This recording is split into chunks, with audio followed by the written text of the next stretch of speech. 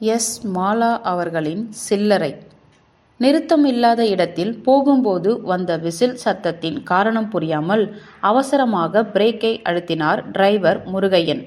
₹1 தானே, நாளைக்கு வாங்கிக்க கூடாதா என்று பரிதாபமாக கேட்ட அந்த கிழவியின் மேல் கண்டக்டர் கணபதி பாயாத குறையாக, ஒவ்வொருத்தரும் ₹1 பாக்கி வச்சுட்டு போனீங்கன்னா என் பொழப்பு என்னாவது, முதல்ல கீழே இறங்கு என்று சொல்லியபடி கிழவியை இறக்கிவிட்டு விசில் ஊத பஸ் புறப்பட்டது.